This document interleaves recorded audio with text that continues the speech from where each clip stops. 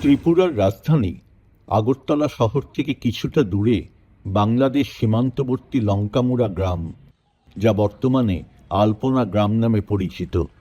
প্রতিটি বাড়ির দেওয়ালে আঁকা রঙিন আলপনার জন্য পর্যটকদের কাছে বিশেষ আকর্ষণ হয়ে উঠেছিল এই গ্রাম।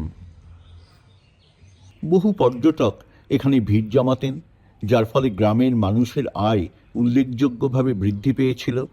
কিন্তু সময়ের সঙ্গে সঙ্গে সেই চিত্র বদলাতে শুরু করেছে। ধীরে ধীরে ফিকে হয়ে যাচ্ছে আলপনার রং, আর কমে যাচ্ছে পর্যটকদের উপস্থিতি। 2020 সালে ভারত সরকারের ইস্টার্ন জোন কালচারাল সেন্টারের অর্থায়নে ও সংস্কার ভারতী ত্রিপুরার উদ্যোগে এই গ্রামে লোকসংস্কৃতি বিষয়ক কর্মশালা শুরু হয়। শিল্পীরা বাড়ি বাড়ি গিয়ে মাটির দেওয়ালে আঁকেন বিভিন্ন ঐতিহ্যবাহী আলপনা। এই উদ্যোগ থেকেই আলপনা গ্রামের সৃষ্টি, যা দ্রুত পর্যটন মানচিত্রে জায়গা করে নেয়। আমি এ পাড়ার ছেলে, আমার বাড়ি এখানে। এটা কপালীপাড়া, লঙ্কামুড়া কপালীপাড়া নামে পরিচিত ছিল প্রথম অনেক আগে থেকে। এখন এটা নতুন করে আলপনা গ্রাম নামে পরিচিত। এখানে আলপনা হয় আজকে কয়েক বছর ধরে। মকর সংক্রান্তি উপলক্ষে পিঠেপুলি উৎসব হয়, 3 দিনের মেলা হয়, যেটা সরকার এটাতে অংশগ্রহণ করে এবং সরকারের সহযোগিতায় এই মেলাটা হয়। এবং এটার করার মেন উদ্দেশ্য হলো এলাকার মানুষকে আলপনা তুলে ধরার।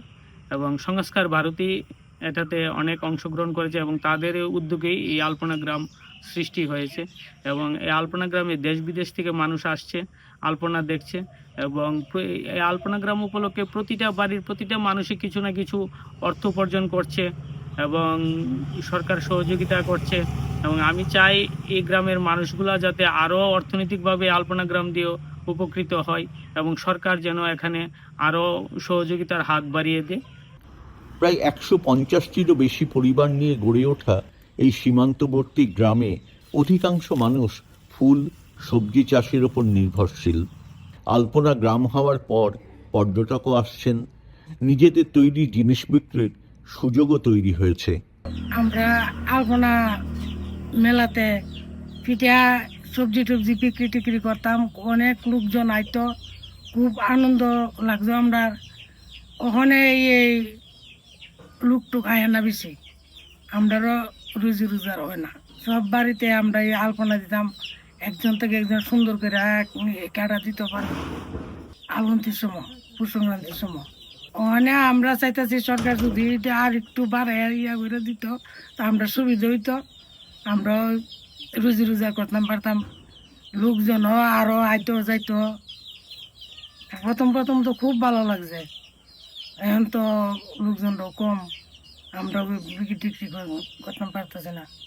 এখন গ্রামের মানুষজন সরকারের কাছে আরও সহযোগিতা ও উন্নয়নের দাবি জানাচ্ছেন, যাতে আবারও এই গ্রামটি পর্যটকদের কাছে আকর্ষণীয় হয়ে ওঠে, তাদের জীবিকা পুনরুজ্জীবিত হয়।